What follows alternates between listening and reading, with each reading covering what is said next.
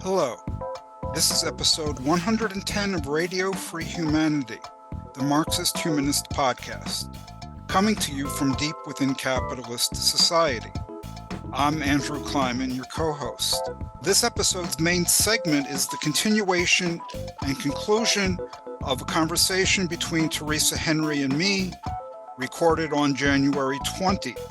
It's on value and labor relations in capitalism and socialism, especially a 1943 article in which the Russian Stalinists revised the so-called law of value. Theresa and I get into why the law of value is specifically capitalist. We talk about differences between Marx's conception and the Stalinist conception of directly and indirectly social labor. We get into the article's claim that distribution according to labor prevailed in the USSR. And we talk about the harm that's caused when no effort is made to resolve theoretical and interpretive disputes.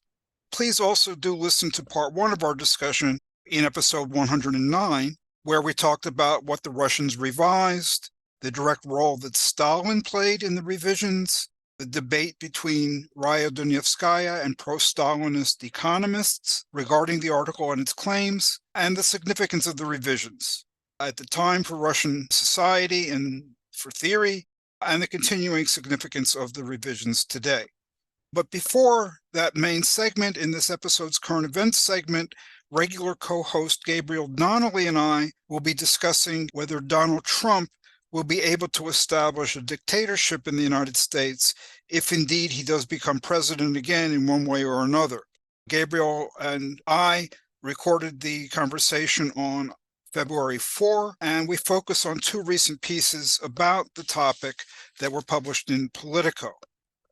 Please visit Marxist-Humanist-Initiative.org, the website of Marxist-Humanist Initiative, to listen to past episodes of this podcast series, to learn more about the issues discussed in them, to post comments, and to provide Radio Free Humanity with much-needed donations. This podcast series is sponsored and hosted by Marxist-Humanist Initiative, but the views expressed by hosts and by guests, these views are our own. They don't necessarily reflect the views or positions of MHI. I want to announce right now an upcoming meeting of Marxist-Humanist Initiative, which will be open to the public, take place on Zoom on Sunday, February 18, from 1 to 3 p.m. Eastern Standard Time. We'll be discussing the Memphis sanitation workers' strike of 1968, the Black Liberation Movement, and union drives today. If you'd like to participate, please do contact Marxist-Humanist Initiative and ask to be invited. You'll need to do so right away. Tell us a little bit about why you're interested in MHI and are asking to participate in the meeting. Next up, Gabriel Donnelly and I on whether Donald Trump will be able to establish a dictatorship if he does become U.S. president again. Hello, everyone out there in podcast listener land. It's Sunday, February the 4th, as we record this, and it is myself, Gabriel Donnelly, the Marxist-Humanist Ed McMahon, or Ed McBoy, I suppose in my case. And I'm here with Andrew Kleiman, as usual, for our current events discussion. What we're going to be talking about today is an article published a week ago in Politico by Asli Aydin Tasbas, who is a former journalist from Turkey, and the title is "Trump Can't Be Dictator on Day One, or in a second term, here's why." The basic thrust of the article is that a lot of people are terrified that if Trump does get a second term, by hook or by crook, he would turn America into a dictatorship. People are not wrong to worry. The U.S. is not immune to populism, which morphs into authoritarianism. But what she says is building a dictatorship takes a long time. So we don't need to panic. 4 years is not going to be enough time. What Trump would need to turn the U.S. into a dictatorship is complete control of the news media. That's not going to happen in a 4-year time slot. She says he's going to need a judiciary that is completely loyal to him, and that is not something that can happen in 4 years, she says. And he's going to need to quell the unrest that's going to be centered in the cities. The population of the cities, big city mayors, governors of blue states, and all of that. And she's drawing on her personal experience from Turkey, where Erdogan is basically established dictatorship. She refers frequently to Hungary and Orban, somewhat to Poland, and so forth. So she cautions at the end that she's not saying there's no reason to worry. She says no one should take democracy for granted. There's plenty to fear. Even if Trump does not turn himself into a full-on dictator, he can do a lot of damage if he wants to, and we know that he does. So resistance is necessary, and it will emerge at every level of civic life. But the longer we wait, it's going to be harder and use up more and more energy. So her message is don't panic, but organize. So that's kind of like Joe Hill, except it's don't panic instead of don't mourn. And the most successful method of fighting a creeping authoritarianism, she says, is alliance building and effective opposition, preferably before the election. So that is my summary. What did you think of the article? What do you think of the issue? I'm frustrated by this level of conversation about Trump, the anti-democratic and damaging tendencies of Trumpism as being checklist checking. Does it quite fit the boundaries of fascism? Does it quite fit the boundaries of forming dictatorship? We can have those discussions, but they often really seem academic. And I think that Aydin Taspas's experience in Turkey, which is mentioned, an experienced repression of the media as a journalist, it colors the perspective where it's coming from. One of the three sources of resistance that she discusses, mainly being journalism and media, the judiciary, and cities. And it misses a perspective that is experienced by the people in Turkey, Poland, or Hungary, and will be experienced by the people here and have been by the experience of people here in America, of regular people who have to live through these regimes. We've seen already what a presidential administration with Trump at the helm looks like, and how it can just completely shift the discourse of this country and cause lasting damage. I mean, we can only look at the case of immigration, where a lot of what he's done has yet to be scaled back, if it ever will be. He's so shifted the conversation on it that even a lot of Democrats now are willing to concede to what he set in course, and just imagine, even without dictatorial powers, how much worse he can do if he gets in again. I agree with what you're saying. This is the way that the political scientists and the journalists tend to operate, with rigid distinctions between things that are not so rigid. Let's say he's not 100% dictator within 4 years. He's a 80% dictator that can do 70% as much damage as 100% dictator. Like, what the hell's the diff, right? But another thing that struck me while reading this was the complete absence of reference to Germany in the 1930s. Because in Germany in the 1930s, things moved very, very quickly. Hitler was appointed chancellor of a coalition government where there was not a Nazi majority in January of 33. In February, they engineered the Reichstag fire, or something happened, but the Reichstag fire was used as an excuse to turn the country into dictatorship. By March, in effect, Hitler was operating as a dictator. Only the Nazi Party was allowed. In April, the Communist Party was banned. In May, the Socialists were banned, the unions were banned. and the rest is unfortunately history. That's just recounting the period from January to May of 1933. Things can move very rapidly, and you could say, oh, there's this check and balance, and these people stand in the way. But that's just the experience of some countries recently, Turkey, Hungary, and so forth. Now, people will say, yeah, but the US isn't Nazi Germany. Yes, the US is not Nazi Germany. It's also not Hungary. It's also not Poland. It's not Turkey, and so forth.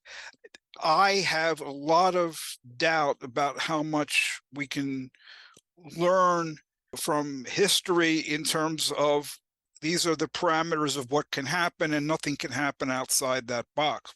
Even if that were true, that fascism takes a long time, dictatorship a long time, even if it were 100% true that that's been the case in the past, I don't see any reason to be confident that's got to be the case in the future. There was another thing that wasn't mentioned that struck me too, which was the Insurrection Act. Because we now know from a lot of court documents and the proceedings in Georgia and elsewhere that a big part of the Trump administration's plan to retain power after January 6th was to incite resistance on a city based level or other sorts of resistance, and to use that as an excuse to hold on to power. That was the plan. And the article mentions the military coup in Turkey, which Erdogan used to secure executive power. And we know and we've seen already, Trump already tried to use situations of crisis incited by him to seize power through extraordinary means. And there was an op ed a couple months ago, I'm not sure if you saw it, Andrew, in the New York Times about the Insurrection Act that said it's time to get rid of it, not just because of Trump, but because it is anti democratic. And any president having the ability to do it is bad for the democracy. And that's the kind of way I think we should be thinking about this fight, is that the real positive active fight against Trumpism has to be one about not just preserving what we have right now, because so much damage has been done to it already, but expanding democracy and making it more legitimate, getting more people excited about it so it's something worth defending. Along the lines of what you're saying about what will energize people to fight, 2 days before this article, there was another piece in Politico by Michael Schaefer on the 26th of January. He wrote under the title, Trump Could Come Back, hashtag resistance might not. And the whole idea here is in 2017, Trump was met by the Women's March. There was a tremendous amount of resistance, but people can be burned out. They can also say, we tried and it wasn't enough, and we failed. Or they could say, the first 4 years we got through it, we can get through the second 4 years without really realizing the situation can be markedly different because the Trumpites have all of their ducks in the row with Project 2020-25 and so forth. So if people are just sort of like, oh, well, we got to keep fighting, that could be extremely demoralizing and it might not work. There's reasons to get worried. It's not good for people. Just organize. Same exact note as Aydin Taspas is here. Doesn't even really tell you to organize for what. It just says, yeah, good luck, organize. It's just frustrating to see that that's still where we're at. Obviously, organization is needed, but I mean, what kind of organization and to do what? One of the more heartening things that I read was in this Michael Schaefer piece, where he's quoting Ian Bassin, who's a pro-democracy activist. And there are people talking about what to do if Trump does manage to take power a second time, but in whispers and without sharing strategy. You know, a bit of caution is welcome here. And Bassin says the Trumpites would try to scare everybody by scapegoating and persecuting a few key people, then scare the hell out of everybody else. So it's crucial that those figures who are initially targeted not only survive that targeting, but personally thrive, that they're physically protected and secure, their livelihoods are protected, and that their families are protected. And ideally, the fact that they've been singled out and targeted causes people to rally to their side in defense. So I think that that's all good. We're getting just a bit of the strategy of some people, and that's good. The problem is still this is the liberal lines of organizing, the limitations of the liberal mindset. Everything is still reactive. Everything is still defensive. What we've seen with Trump and the Trumpites again and again and again is they just keep pushing so they don't get what they want here. They try it again there. They try something slightly different. What they need to do is suffer serious defeats, not just be held back from accomplishing harm. They need to be crushed, and we need to build a resistance that is motivated to crush them and to do away with this horror, this danger once and for all. There is, I think, among a good deal of the population, a will to really end this once and for all, but the liberals are not going to go there. And it's because there are people on the fence and they don't want to alienate this part of the population. You can't stop something like MAGA just by holding the line. No, you need a positive program and go forward. This episode's main segment will be coming up in just a few minutes, but first, a word from our sponsoring organization, Marxist-Humanist Initiative. Here is the organizational secretary of MHI, Anne Jacquard, talking about who we are. This is Anne Jacquard from Marxist-Humanist Initiative, or MHI.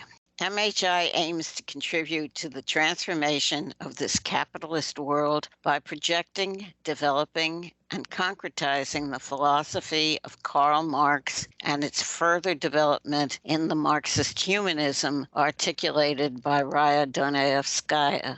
Today, amidst many wars, climate crises, economic, social, and political crises, is a moment to engage people in discussion of these ideas. In the U.S., we're faced with the threat of Trumpism triumphing in all-out authoritarianism, extinguishing our right even to carry on such discussions. MHI is dedicated to the task of proving theoretically that an alternative to capitalism is possible. We are distinguished by our economic analyses in which we do not merely assert but demonstrate that the only opposite to the current world economic system is its abolition and replacement with one not based on the production of, quote, value, close quote. Because capitalism cannot be fundamentally reformed, attempts to reform it lead to an intensification of state capitalism and not to socialism. We are not a political party, nor are we trying to lead the masses who will form their own organizations and whose emancipation must be their own act. But we have seen that spontaneous actions alone are insufficient to usher in a new society. We seek a new unity of philosophy and organization in which mass movements striving for freedom lay hold of Marx's philosophy of revolution and recreate society on its basis.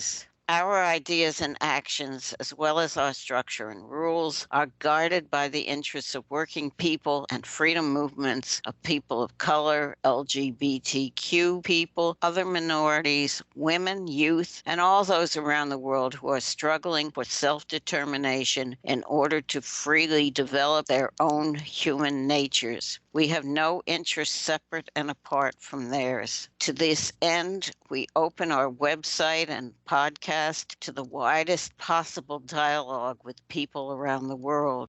We intend to practice as well as to espouse a two-way road between our organization and people outside it as essential to developing a single dialectic in the relationship of theory to practice and as a way to assure the survival of Marxist humanism. Our collective is working to create an organization so firmly rooted in its philosophy that it will not succumb to diversions that may arise from personal agendas, and that will be capable of developing and concretizing the philosophy over the long haul, regardless of who its members may be. It is no simple matter to create a democratic organization that is at the same time effective and able to resist efforts to divert it from its goals. We are aware that Marx never achieved an organization based on his philosophy, and that Dunayevskaya's organization disintegrated following her death. But we have made progress in this matter with our principles and bylaws, and by recognizing that Marxist humanism cannot be carried on by chance or by individuals alone.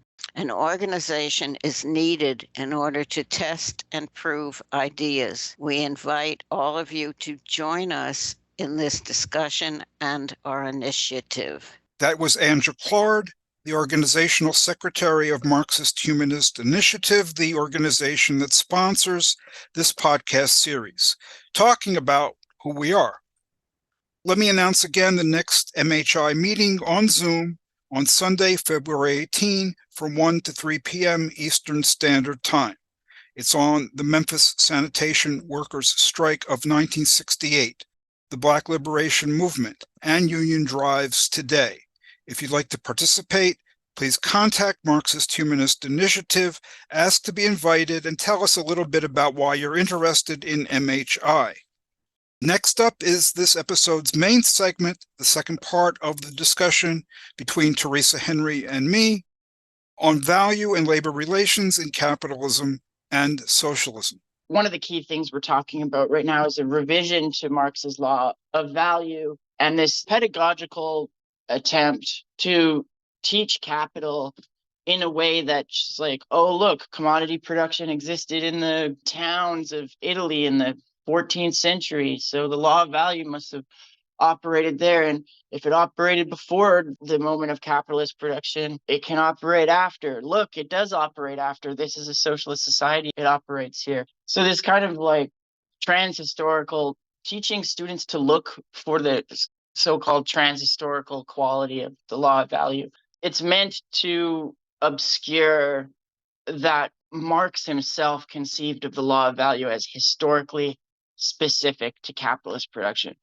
Can you give us an overview of what Marx's interpretation of the law of value was and why he thought it only existed within the historic period of capitalist production?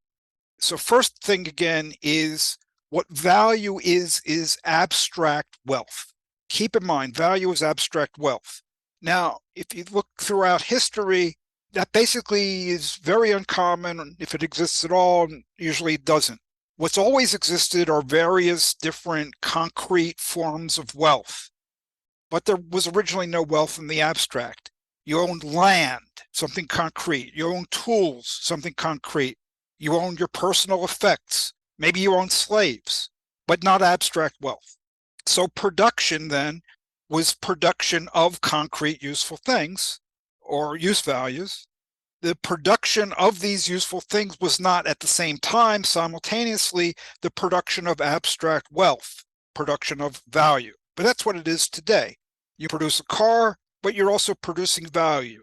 You mine a diamond, the diamond's valuable, you're mining value, essentially. That's new historically. Even when there was like some exchange of useful things, and even when there's money, and money is clearly abstract wealth, you got $1,000 in your savings account, that's not a concrete useful thing. It's valuable, but it's not a concrete useful thing.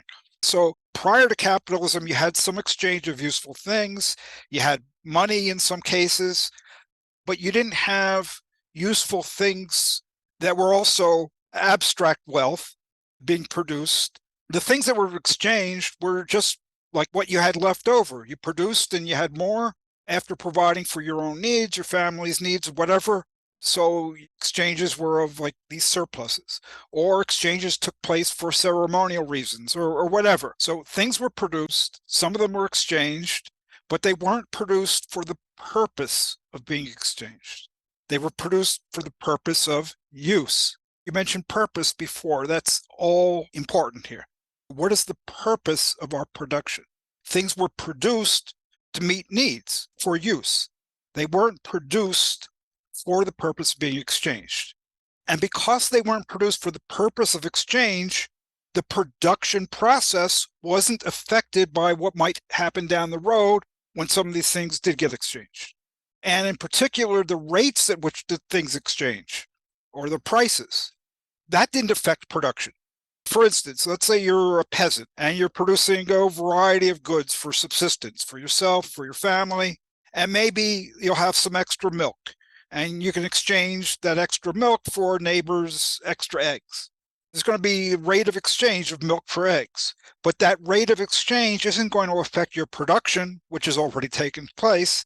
It's not going to affect how you milk cows. You're not going to give up milking cows because the rate of exchange is too low. You don't get enough eggs. You're not going to stop milking cows because no neighbor of yours wants your leftover milk. So you could say the milk has a certain value in exchange, but there's no law regulating what that value is. I mean, it all depends on how much milk you've got and how many eggs the neighbor has, or certain ceremonial rituals and practices and so forth. Okay, what eventually happened in Europe was that a greater and greater share of products were being exchanged. And then in England, you've got the enclosures, the primitive accumulation, so-called. You had independent yeomen, peasants, they were driven off the land. And so you didn't have subsistence farming anymore. Even basic foods now had to be acquired in exchange in the market. And since these ex-peasants were driven off the land, they couldn't provide for themselves any longer. They had to exchange even their own ability to work, labor power. Their labor power became a commodity, and they had to buy food in the market. And so Marx says, put your finger on that. That's the moment where capitalist production begins. That's the new epoch of history, when labor power itself becomes a commodity, when people have to sell their ability to work because they've got no way of producing on their own.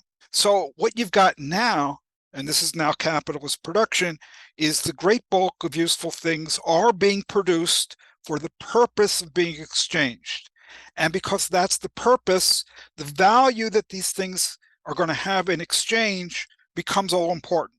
And it does greatly affect production now, how production gets organized, what gets produced, and so on. In particular, businesses now have to produce with utmost efficiency. The goods they sell have a certain price in the market. They don't control that. And to turn a profit, businesses then have to keep their production costs below that price. Otherwise, they don't get any profit. But to keep the production costs below that market-determined price, that requires efficiency. So now there is a law that regulates what the value of a thing is. And it's a law based on efficiency. And the law is that only labor that's socially necessary of average efficiency adds to a thing's value. You work, but you do more labor than what's necessary on average in society, work longer than is needed to actually produce the thing.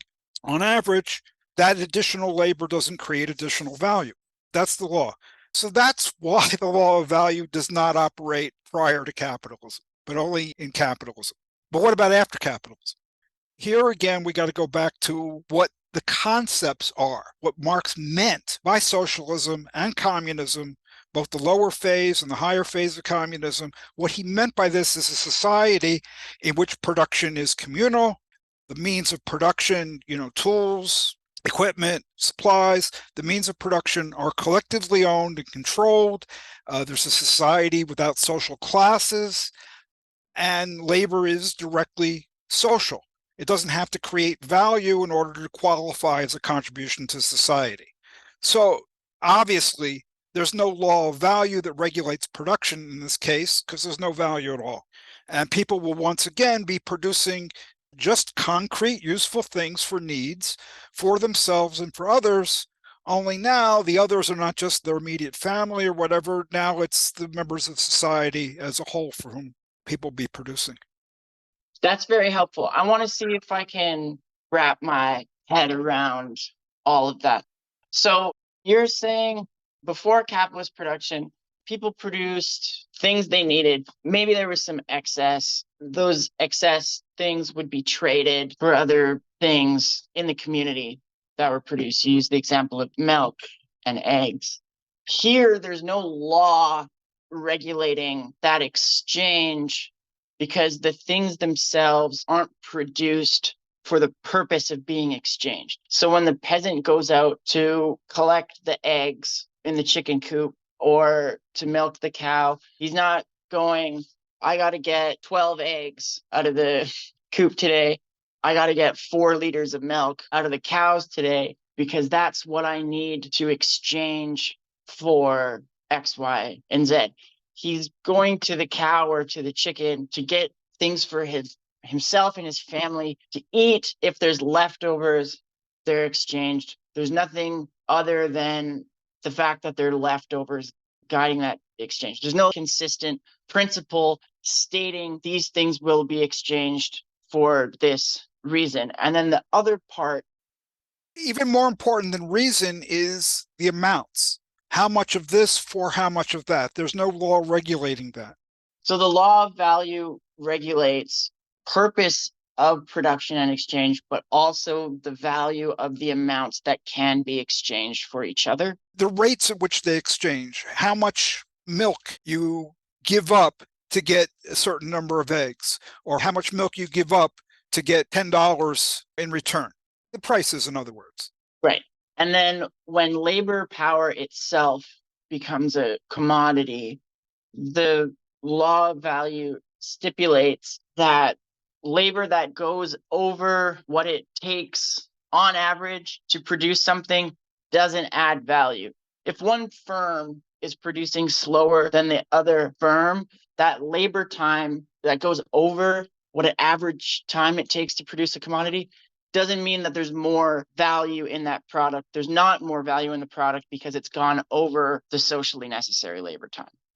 Well, yeah, but it's not a stipulation. It's not just some arbitrary point of theory. It's a way of summarizing and understanding the structure of the actual social relation. And the actual social relation is, again, there's a price in the market. Let's say producing linen and produce a bolt of linen. That bolt of linen has a certain price in the market. And that bolt of linen requires, on average, X amount of labor to produce it.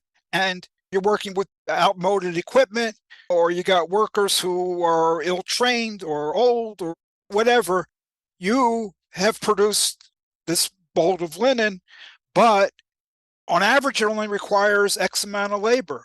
You have produced it with X plus Y plus Z, or we say Z here.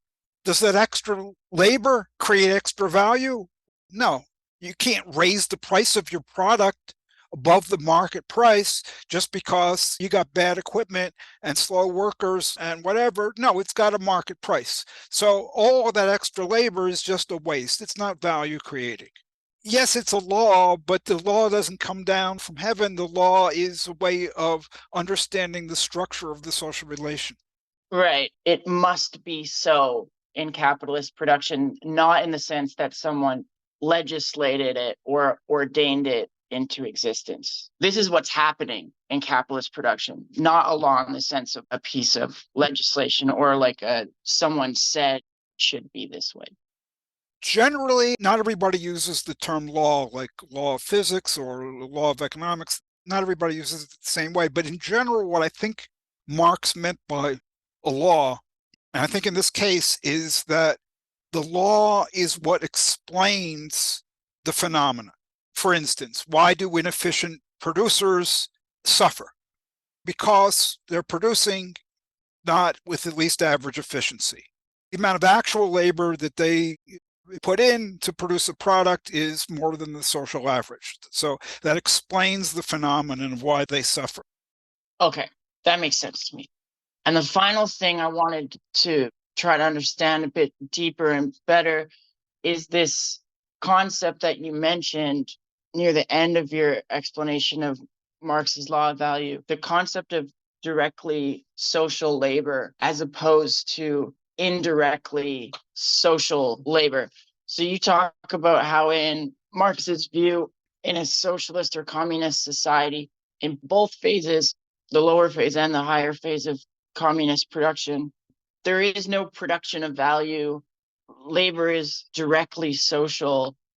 The Soviet article does something funny with these concepts too, where they say labor is directly social, even though the production of value still exists. They say this is because all labor finds social recognition. Why is this not what Marx meant by directly social labor? So this finding social recognition is a fancy way of saying that the performance of labor is planned, and any labor activity falls within the plan, and plan is social, so the labor is directly social. And in particular, they pointed to the fact that in market society, Western capitalism, you can do labor, but it doesn't qualify as social labor. It doesn't count if the product you produce doesn't get sold.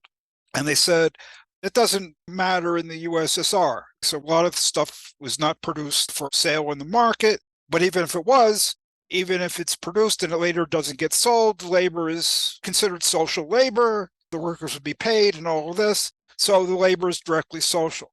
The fact is that this is just not what Marx meant when he talked about directly social labor and its opposite, indirectly social labor. Because labor in capitalism is social, Marx's point is it's not directly social in capitalism or immediately social. To be social labor in capitalism, an act of labor doing some work has to satisfy certain conditions first. And only if it satisfies those conditions will it qualify as social labor or contribution to society. Above all, as I was talking about, efficiency matters. That's really important under capitalism, turning an act of private labor into social labor. Any labor expended on the production of something that's in excess of the average amount that's required, that doesn't qualify as social labor, doesn't add additional value. Marx says in socialism, lower phase of communism, higher phase of communism, both of them. In socialism, all labor will be directly or immediately social. It won't have to satisfy any additional conditions before it qualifies as social labor, contribution to society. So you get two people, they work equal amounts of time, they work equally hard. They will be making equal contributions, performing equal amounts of labor, social labor, even though one produces double the amount of stuff than the other, or performs more skilled tasks, or produces something that's more in demand, or whatever. So satisfying or not satisfying those additional conditions is not going to matter, not at least for the purpose of assessing individuals' contributions. You did this amount of work, that's your contribution, full stop. That was Marx's conception. Now, let's compare that with what the Russian article said about these conditions. It was discussing the question, how can we measure labor? And then it answered, quote, it might seem that the simplest way out is to measure labor in hours or days in what Marx called the natural measure of labor. But the difficulty is that the labor of the citizens of a socialist society is not qualitatively uniform. Went into, there's a variety of different skill levels. One occupation's better equipped technically, better machinery than so forth than another. So, quote, the hour or day of work of one worker is not equal to the hour or day of another. As a result of this, the measure of labor in a socialist society can be calculated only on the basis of the law of value. The calculation and comparison of the various kinds of labor are not realized directly by means of the natural measure of labor, labor time, but indirectly by means of counting and comparison of the products of labor of commodities. Close quote. Think about that. Calculation of labor is not realized directly in terms of the amount of labor time, but indirectly on the basis of value. What's being said here is one worker's labor hour is not equal to another's, and because of that, an hour of labor does not directly qualify as an hour of social labor. The amount of social labor that a worker performs instead depends on the quantity of the products that they produce and the value of the products that they produce. So value here is the intermediary that turns an hour of actual labor into some amount of social labor. So what the Russians are saying in this article is that labor was not directly social in the sense that Marx used the term. You do an hour of work, it doesn't count as an hour of social labor. Other things have to be satisfied. This doctrine of the Russians also has really important implications for income distribution. The Russians say that in the USSR and in socialism, the initial phase of communism, there's distribution according to labor. This is the point we talked about that Leo Rogin endorsed what they said. We got distribution according to labor in Russia. This is a feature of socialism, but it's really an Orwellian concept of labor. You receive in accordance with how much labor you do, but how much labor you do isn't just a matter of how much time you work and how hard you work. All labor is equal, but some labor is more equal than others. That's why this is Orwellian, right? Let me quote again. This is a direct quote. The hour or day of work of one worker is not equal to the hour or day of another. So, as Dunayevskaya notes in her commentary, distribution according to labor, what it really means here is distribution according to value. So if you work with more advanced technology, you create more value, and therefore you do supposedly more labor. If you work in a skilled job, you create more value. So therefore, supposedly you've done more labor. If you're part of the thin layer at the top, the intelligentsia, well, your contribution is especially valuable, right? So you've done more labor. This is just 1984. This is just newspeak. Marx's understanding of income distribution in socialism, the initial phase of communism, was just completely different from this. He says you got two people, they do the same amount of actual work, they work equally long and hard, they'll be entitled to the same amount of income from work. Amounts of value that they create won't matter. They won't be creating value at all.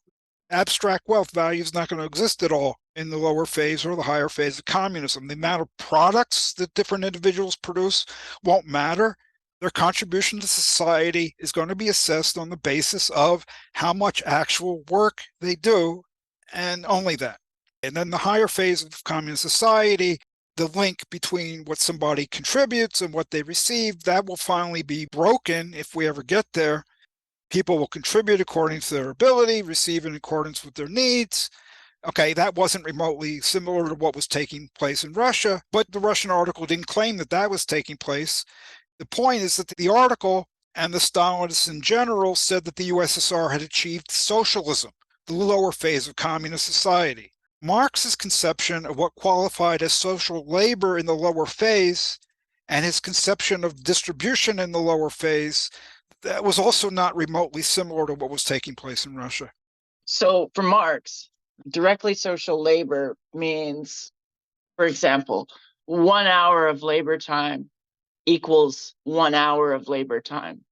And in the Soviet article, they're saying directly social labor is 1 hour of labor time equals some amount of value depending on how important your job is, how skilled you are at it, how long it takes, et cetera, et cetera, et cetera. And then that value is then equal to some quantity of labor. The mediation is still value, where there is no such mediation in Marx's concept of directly social labor.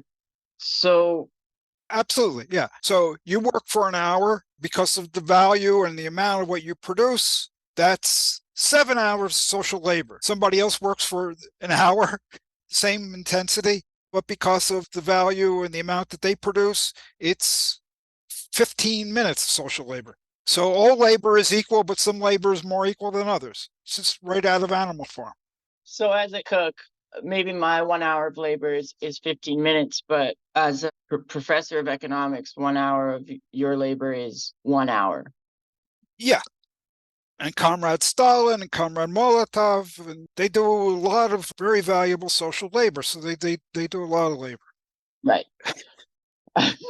Yeah, I mean, it's that distribution according to labor, sure. Yeah. So just finally on this, when they say distribution according to labor, Dunayevskaya says this really means distribution according to value, because the labor in question, when we say distribution of labor, is not that concrete labor, that 1 hour of labor time. It's the labor that is a result of this mediation of value. It's not distribution to exactly the amount of work you did. It's distribution to how much that work is worth given all these other factors. Is that correct? Absolutely. So that's why it's distribution according to value. It's about how much things are worth.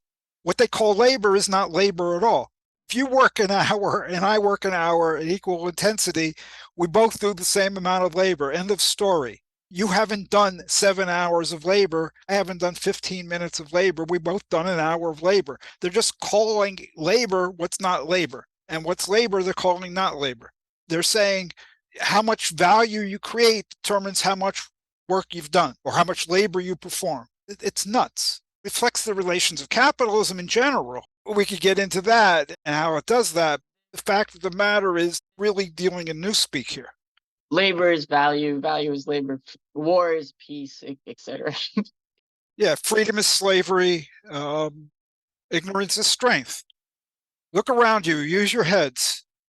There's no such thing as misinterpretation. We've always been at war with Eurasia. All right, this is a sneaky trick that they're doing. They've changed the meaning of socialism. They've changed the meaning. They've revised the law of value. They've changed the meaning of directly social labor. But they do another sneaky trick. And this is conflating two different uses of the word value in Marx's writings to try to suggest that Marx is saying the law of value operates in a socialist society. So I have two quotations from the Under the Banner of Marxism article. The first is from the Critique of the Goethe program. And the quote is, "Here, obviously, the same principle prevails at that which regulates exchange of commodities, so far as this exchange is of equal values," end quote. And the second quote is from Capital Volume 3, and it reads, "In the second place, after the abolition of capitalist production, but with social production still in vogue, the determination of value continues to prevail in such a way that the regulation of labor time and the distribution of labor amongst the various groups of production, also the keeping of accounts in connection with this, becomes more essential than ever," end quote. I can see how someone would read these quotes and come to the conclusion, it does kind of seem like Marx is saying that there's still value in a socialist society. But Dunayevskaya says in her response to the pro-Soviet economist, not who wrote the original article, but that responded to her translation, she says to them in her rejoinder that Marx is using the word value here, not in the sense as he's referring to the law of value, the concept of value or surplus value, but she says in the general or descriptive sense. So how is the general or descriptive use of the word value differ from Marx's concept of value in the law of value? I was reading this when I first read the Soviet article. I was like, oh, wow. On first glance, I was like, these quotes are troublesome. But then I read them again and was like, I don't think that he's using the concept of value as in like abstract wealth. It seems like he's using word value here as in the general sense that we say valuable. Like that was a very valuable conversation we just had. So these are different uses of the term value. You seem to have an additional interpretation of what Marx was doing here with the word value. Can you discuss that a little bit? You got two different quotes here. The first one is from the Critique of the Goethe program. The second is from Volume 3 of Capital. They're very different from each other. By far, the more important quotation is the one in the Critique of the Goethe program. And in this article that I wrote on what the Critique of the Goethe program says about capitalism versus communism, I analyzed that passage. I did a pretty thorough analysis of that passage. Can't repeat the whole thing here, but the upshot is the Russian article claimed that the passage envisions a role for the law of value in the initial phase of communism. That's just simply preposterous. Read what I wrote. I think it'll become clear that the passage says that the opposite is the case once it's analyzed correctly. I mean, Russian article, they just quote two substantially long paragraphs and say, look, Marx said there's a role for the law of value under socialism. no analysis of the content of the paragraphs. I read those paragraphs, I analyze them, I study them very carefully. They don't say that at all. Okay, but let's get to this other quote from volume 3 of Capital. Dunayevskaya says it's using the term determination of value in a general or descriptive sense. What she means is he's just referring to evaluation, assessing the value of something. Let me give you another example. Somebody might say, okay, we want citizens to be more informed and engaged, so we should determine the value of civics classes that we conduct. Determining the value of the civics classes doesn't have anything to do with what determination of value means in economics. So that's how she interpreted it. That's not implausible, but I'm not sure at all that that's what Marx intended. Another plausible interpretation is that this was just a slip of the pen. Marx may have not determination of value, but determination of time. The reason I say this is in the Grundrisse, which Marx wrote in 1857-58, there's a very similar passage to this. And Marx wrote there, quote, on the basis of communal production, the determination of time remains, of course, essential. So he said determination of time, not determination of value. Economy of time, along with the planned distribution of labor time, remains the first economic law on the basis of communal production. However, he says, this is essentially different from a measurement of exchange values by labor time. So he's saying determination of time, but that's not the same thing as determination value. And there's another plausible interpretation is that, I think it's plausible, what he meant is that the regulation of labor time and the distribution of social labor under capitalism, they're bound up with the determination of value, and those things, regulation of labor time and distribution of social labor, those things will continue to exist once capitalist production is abolished, even though there won't be any determination of value. In any case, the plausible interpretations have nothing to do with what the Russian article said. What it did, I think, is utterly disgraceful. It just cherry-picked a single sentence and gives it a very implausible interpretation. Why is it implausible? Well, it flatly contradicts what Marx said, what Engels said about the abolition of value and value relations again and again and again. So it's entirely out of context. And that way of reading, cherry picking out of context, is contrary to all accepted norms of interpretation.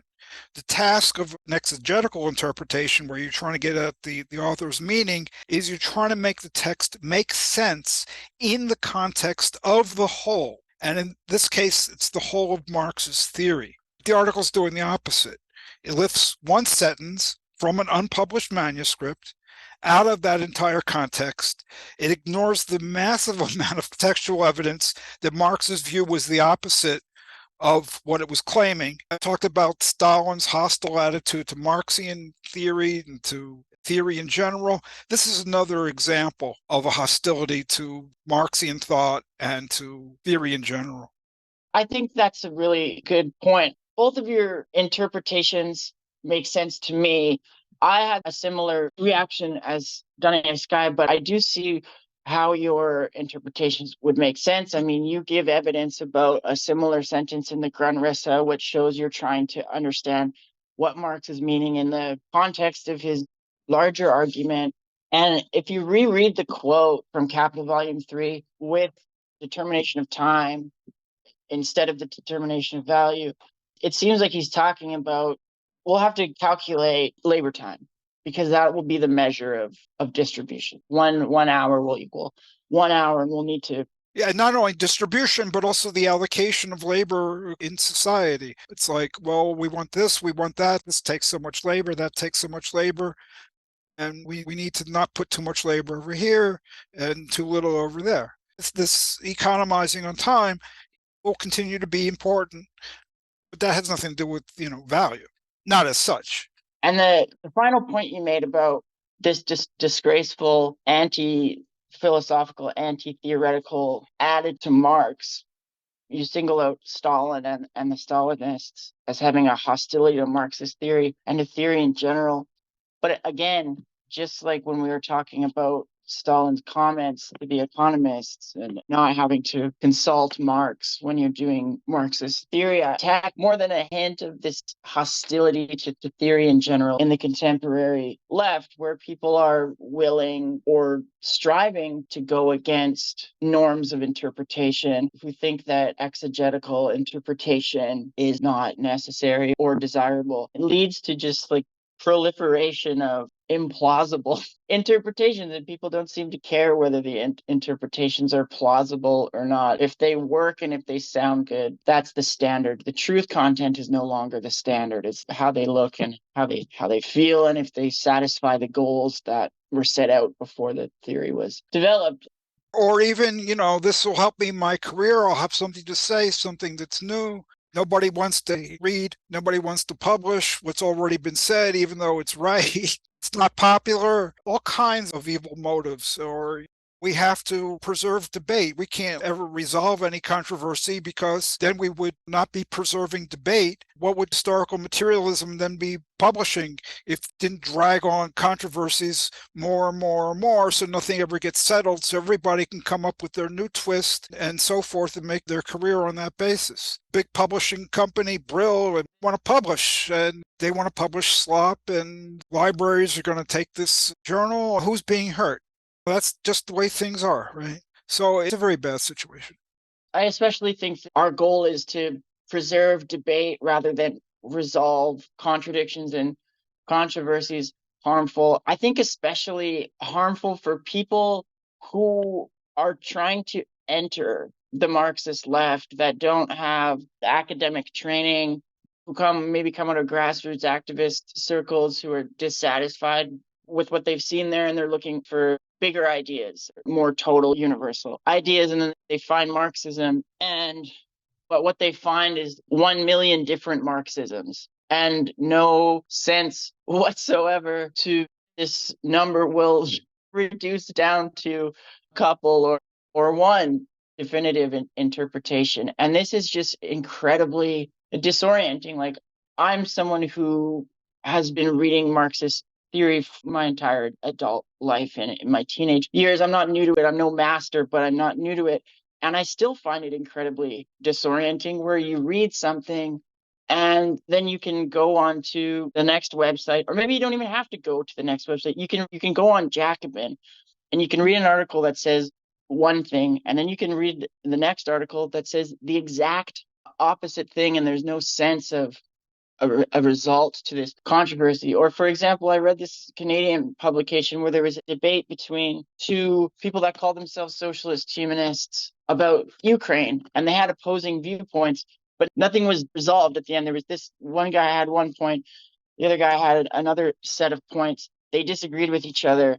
They both went their separate ways. The publication didn't write any editorial comment or anything saying that these points were resolved. It's just argument, and then nothing changes. And then there's just more interpretations, more disagreements, more debate. I think it's super disorienting for people who want to try to get a sense of Marxist theory and try to get a sense of how it relates to their lives and the movements they're involved in, and people who are looking for truth. It's terrible.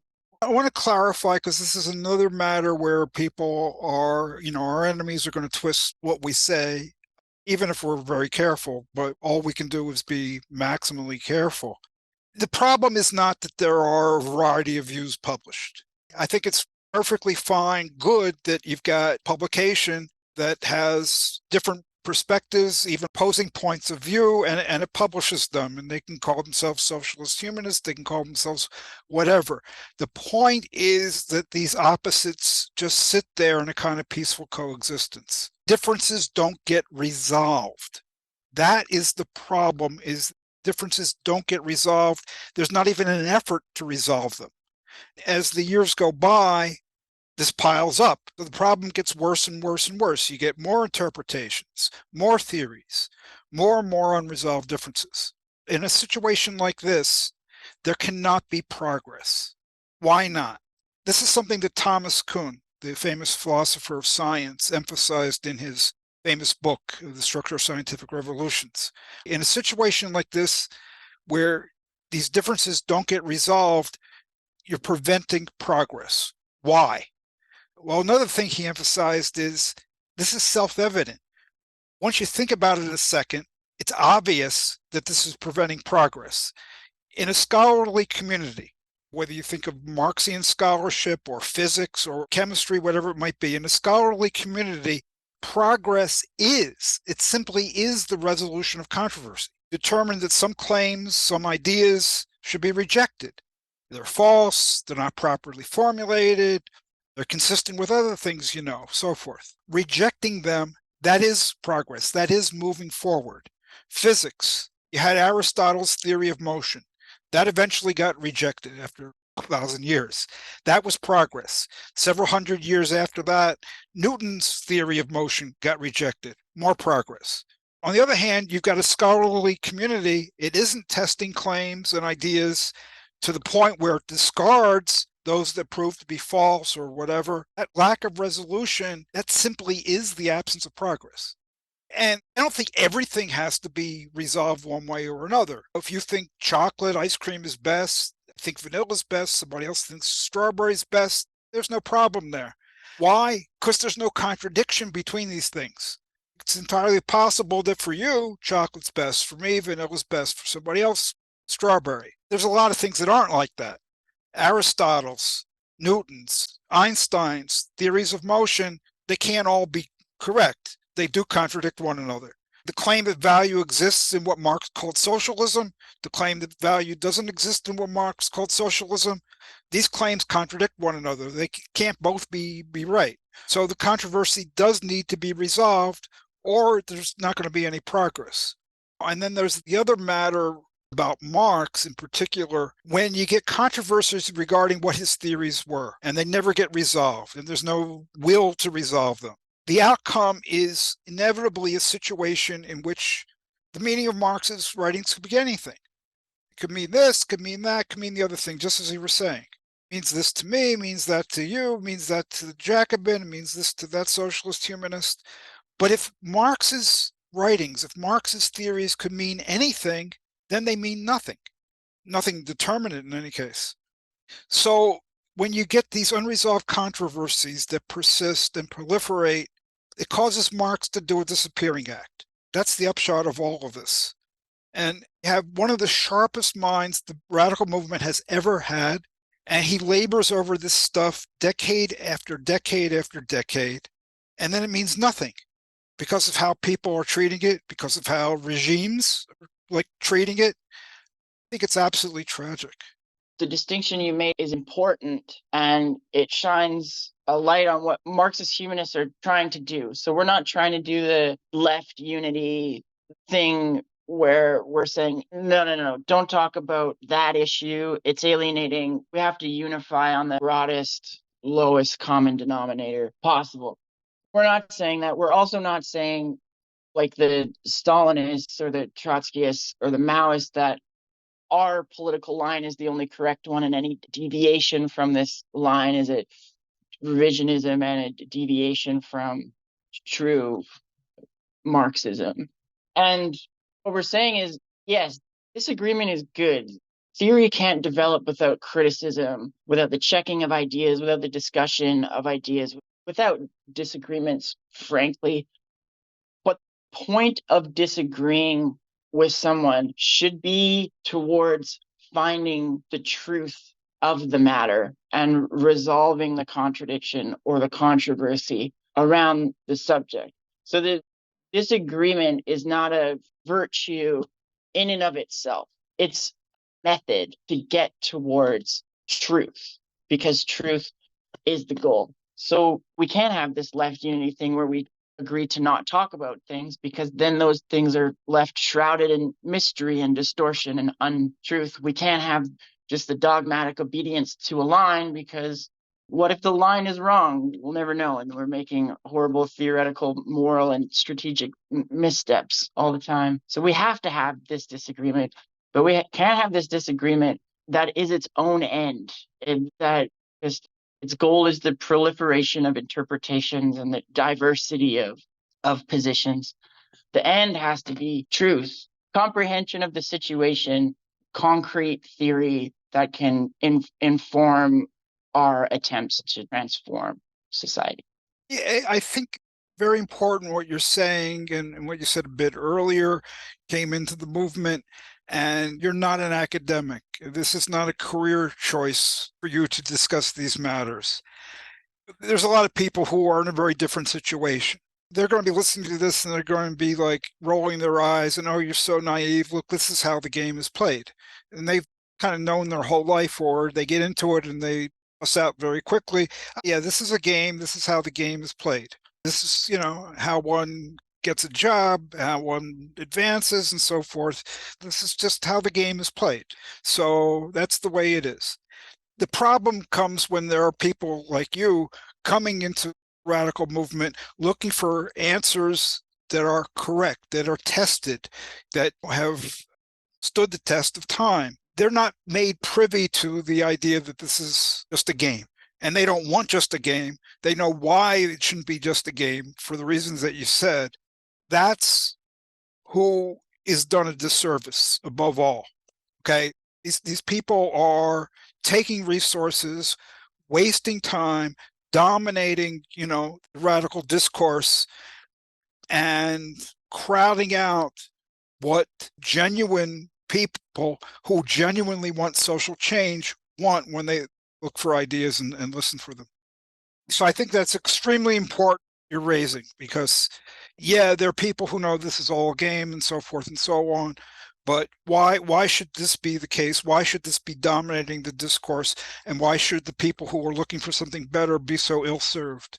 Exactly. It's not a game to the people who it's not a game for. The Marxist theory is not a game for the worker who doesn't want to be exploited anymore, or for the woman who just got her reproductive rights taken away, or the immigrant who's facing deportation, or the person who is facing bombardment campaigns constantly. It's not a game. And so I just think it's so condescending, and it's horrible for people to treat such an important thing like theory or philosophy as trivial. It's a tragedy, as you said. Yeah, and it's the academics who do it, and it's, as you said, the big tent left unity people.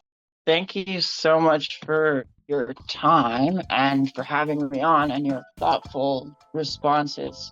Well, thank you so much for your contributions. Your input was very helpful. Even when you were just agreeing with me, you were saying things your way. And I think it's helpful to people to hear the ideas stated one way and then the same ideas stated a different way. This has been episode 110 of Radio Free Humanity, the Marxist-Humanist podcast from deep within capitalist society. Thanks for listening.